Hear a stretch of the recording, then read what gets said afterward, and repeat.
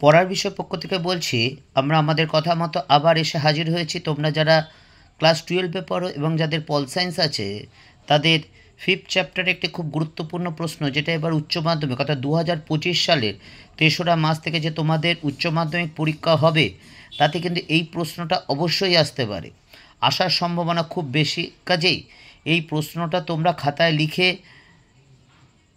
বুঝে মুখস্থ করো এবং একাধিকবার লেখো, যখনই পড়বে তখনই লিখবে। আর্টসের ভালো রেজাল্ট করার প্রধান এবং একমাত্র টিপস হচ্ছে, তোমরা যে নোটগুলো পড়বে, সে যেই সাবজেক্টই হোক না কেন আর্টসের, সেগুলোকে ভালো করে বুঝবে, কি বলতে চেয়েছে বুঝবে, বুঝে পড়বে, চোখ কান বুঝে পড়বে না। কারণ অনেক জায়গায় নোট আছে, দেখো সহায়িকা বই আছে, পাঠ্য বই আছে, বিভিন্ন চ্যানেলের মাধ্যমে উত্তর আছে, নোট অনেক আছে, কিন্তু সেই নোটটা তুমি আত্মস্থ করবে। অর্থাৎ সেটা আত্মস্থ করতে না পারলে, তুমি কিন্তু সেটা যদি বুঝতে না পারো, অর্থাৎ সেটা যদি ডাইজেস্ট না হয়, তাহলে যদি হজম না হয়, তাহলে কিন্তু তোমার বদহজম হবে। তাহলে কাজেই তোমাকে নোটটাকে বুঝতে হবে, নোটটা কি বলা আছে বুঝে পড়ে তথা মুখস্থ করে যেটা বুঝতে পারছো বা যেটা পড়েছো, সেটা কিন্তু লিখে প্র্যাকটিস করতে হবে। এবং এটাই একমাত্র নোট নয়, যে কোনো প্রকাশনী হোক, যে কোনো সহায়িকা বই হোক, যে কোনো স্যার ম্যাডামের যাই হোক না কেন, সেটাই কিন্তু একমাত্র নোট নয়। আমরা দীর্ঘ 24 বছর ধরে করছি এবং আজকে যে নোটটা করেছি দিচ্ছি, আমি যদি আরেকবার লেখাই এই নোটটা, এটা কিন্তু অন্যরকম হবে একটু, এটাই স্বাভাবিক। কাজেই তুমি মনে করো না যে এটা লিখলেই 8 পাবে, অন্য করলে পাবে না। কাজেই প্রথমে হচ্ছে বুঝতে হবে, বুঝে সেটা মুখস্থ করে তারপর একাধিকবার লিখতে হবে এবং লিখে প্র্যাকটিস করতে হবে। তাহলে দেখবে তোমরা পল সায়েন্সে অনায়াসে কিন্তু 90-এর উপরে পেয়েছো। এবারেও আমাদের স্টুডেন্টরা কিন্তু বেশ কিছু স্টুডেন্ট 90-এর উপরেও পাবে আশা করি, অবশ্যই পাবে, কারণ বিগত বছরের অভিজ্ঞতা থেকে বলছি। যাই হোক, এবার আমরা এই যে উদারনীতিবাদের মূল সূত্র বা বৈশিষ্ট্যগুলি, সেটা আমরা আলোচনা করছি। তোমাদের বুঝিয়ে দিচ্ছি। দেখো, উদারনীতিবাদ রাষ্ট্রবিজ্ঞানীদের মধ্যে বিতর্ক লক্ষ্য করা যায়, রাষ্ট্রে কী রকম পরিচালিত হবে। এই উদারনীতি রাষ্ট্রবিজ্ঞানীরা উদারনীতিবাদ বলতে বোঝায় রাষ্ট্রীয় কর্তৃত্ববাদের বিরুদ্ধে ব্যক্তি স্বাধীনতা নীতি প্রতিষ্ঠা। অর্থাৎ রাষ্ট্র হচ্ছে প্রশাসক, রাষ্ট্র শাসন করবে, কিন্তু তার বিরুদ্ধে মানুষের যে স্বাধীনতা, ব্যক্তি স্বাধীনতা, সেই ব্যক্তি স্বাধীনতা প্রতিষ্ঠা। এনসাইক্লোপিডিয়া ব্রিটানিকাতে বলা হয়েছে, উদারনীতিবাদ হলো এমন এক ধারণা যা সরকারি কাজের নীতি ও পদ্ধতিরূপে, সমাজ গঠনের নীতিরূপে এক ব্যক্তি ও সমাজের একটি জীবনাদর্শ রূপে স্বাধীনতাকে প্রতিষ্ঠা করে। অর্থাৎ দেখো, সরকারি কাজের নীতি ও পদ্ধতি, সমাজ গঠনের নীতি, এক ব্যক্তি ও সমাজ গঠনের জীবনাদর্শ রূপে স্বাধীনতাকে প্রতিষ্ঠা করে। এই উদারনীতিবাদকে 3 ভাগে ভাগ করা যায়। অর্থাৎ উদারনীতিবাদের যে চিন্তাভাবনা, সেই চিন্তাভাবনা পরিপ্রেক্ষিতে রাষ্ট্রবিজ্ঞানীগণ এই মতবাদকে 3 ভাগে ভাগ করেছেন। একটা হচ্ছে সাবেকি উদারনীতিবাদ, 2 নম্বর হচ্ছে আধুনিক বা সংশোধনমূলক উদারনীতিবাদ এবং 3 নম্বর হচ্ছে নয়া উদারনীতিবাদ। এবার এই উদারনীতিবাদের অন্যতম প্রবক্তা হলেন জন লক এবং জন স্টুয়ার্ট মিল। তাহলে আমরা কি দেখেছি, আমরা কি বললাম এখানে সূচনাতে বলেছি যে উদারনীতিবাদী রাষ্ট্রবিজ্ঞানীরা কি বলেন, এনসাইক্লোপিডিয়া ব্রিটানিকাতে কি বলা হয়েছে, উদারনীতিবাদের কয়টি ভাগ আছে এবং 2 জন সমর্থকের নাম বলেছি। এবার দেখো আমরা মূলনীতি, অর্থাৎ উদারনীতিবাদের যে মূল নীতি বা বৈশিষ্ট্য আছে সেগুলো দেখি। আইনের শাসন, অর্থাৎ একটা দেশ বা রাষ্ট্র বা প্রশাসন পরিচালনা করতে হলে যদি আইনের শাসন, অর্থাৎ আইনের মাধ্যমে যদি শাসন কার্য পরিচালিত না হয়, মানুষের যদি ব্যক্তি স্বাধীনতা না থাকে, পৌর স্বাধীনতা না থাকে, তাহলে কিন্তু সেই রাষ্ট্রের সার্বিক উন্নয়ন সম্ভব নয়। এবং এর জন্য একটি রাষ্ট্রের আইনকে সবার ঊর্ধ্বে স্থান দেওয়ার প্রয়োজন, কারণ আইনের দ্বারাই পরিচালিত হবে, অর্থাৎ আইনই সব কিছু পরিচালিত করবে। 2 নম্বর পয়েন্ট দেখো, শাসিতের সম্মতি, শাসক শাসিত, শাসক কারা, যারা প্রশাসন পরিচালনা করে শাসক, শাসিত কারা, আমরা জনগণ। এই শাসিত মানে অর্থাৎ আমাদের সম্মতি। এই দেখো তো, আমাদের আজকেই লোকসভার ভোট শুরু হয়েছে, আমরা যারা সাধারণ জনগণ তারা ভোট দেব যারা 18 বছর বয়স হয়েছে, এবং যে দল বা জোট সর্বাধিক ভোট পাবে সেই দল বা জোট সরকার ক্ষমতা ভোগ করবে। অর্থাৎ আমি ভোট দিই বা না দিই, যারা জয়লাভ করেছে তাদের কিন্তু অধিকাংশ ভোট মানুষ ভোট দিয়েছে বলেই জয়লাভ করেছে। অর্থাৎ যারা শাসিত হবে তাদের সম্মতিতেই কিন্তু সরকার স্থাপিত হবে। পরের পয়েন্টটা দেখো, অবাধ বাণিজ্য নীতি। বিখ্যাত অর্থনীতিবিদ অ্যাডাম স্মিথের মতে অর্থনৈতিক ক্ষেত্রে অবাধ প্রতিযোগিতার ফলে সমাজে সর্বাধিক কল্যাণ হবে। কেন অবাধ বাণিজ্য? দেখো, ধরো তোমার পাড়ায় একটা দোকান আছে, ওই দোকান থেকেই তুমি কিনতে হবে, কারণ অন্য দোকানে তুমি পাবে না, দেবে না, যাই হোক না কেন। অর্থাৎ মোদ্দা কথা ওই দোকান থেকে কিনতে হবে। তাহলে ওই দোকানে তোমাকে ওজনে কম দিক কিনতে হবে, দাম বেশি দিক কিনতে হবে, খারাপ জিনিস দিক কিনতে হবে, ওজনে কম দিক কিনতে হবে। কিন্তু তোমার যদি অপশান থাকে, 2, 5, 10টা দোকান থাকে, তাহলে তোমার যে দোকানদার সে কিন্তু সজাগ থাকবে, ওজনে কম দেবে না বা দাম ঠিকঠাক নেবে বা জিনিসপত্র বেশি দেবে, ঠিকঠাক দেবে মাপে আর কি, তোমাকে ঠকাবে না, ব্যবহার ঠিক করবে। কাজেই অবাধ বাণিজ্য নীতি যদি চলে তাহলে অর্থনৈতিক ক্ষেত্রে কিন্তু একটা সুষম ব্যবস্থা পরিচালিত হবে, তথা জনগণ কিন্তু ভালো জিনিসটা বা ভালো পরিষেবাটা পাবে।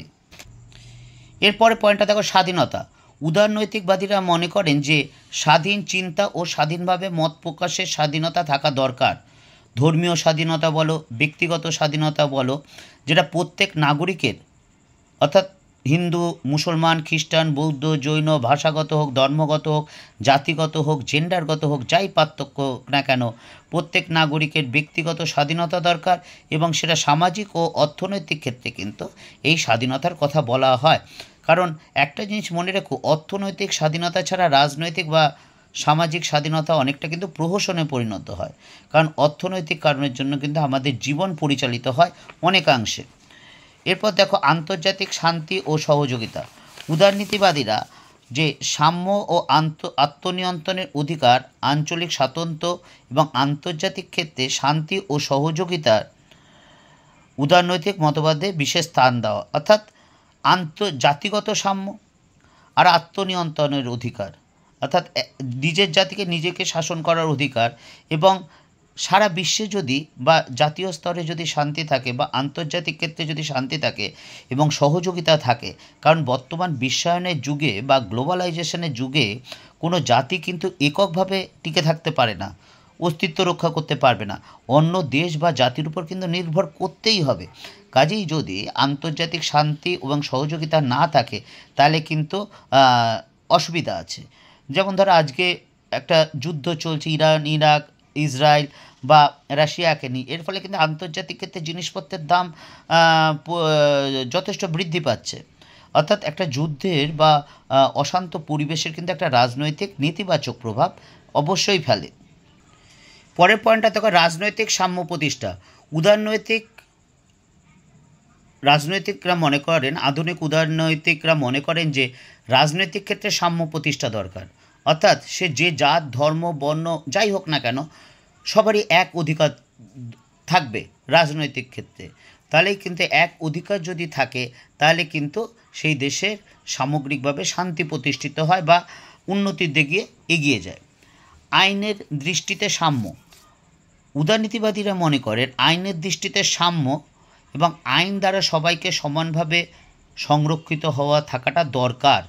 তার কারণ দেখো, আইন যদি এক একজনকে এক এক রকম দেখে, ধরো কারো খুব ক্ষমতাশালী বা প্রভাবশালী ব্যক্তি আছে বা কারো পরিচিত খুব নিকটাত্মীয় বা পরিচিত, ধরো খুব উচ্চপদস্থ রাজনীতিবিদ, তাহলে আইন যদি সাম্য না হয়, অর্থাৎ একটা ভারতের প্রথম ব্যক্তি যিনি রাষ্ট্রপতি বা ভারতের সবচেয়ে গরিব ব্যক্তি, তারও কিন্তু একরকম অধিকার বা একরকম সাম্য থাকা দরকার।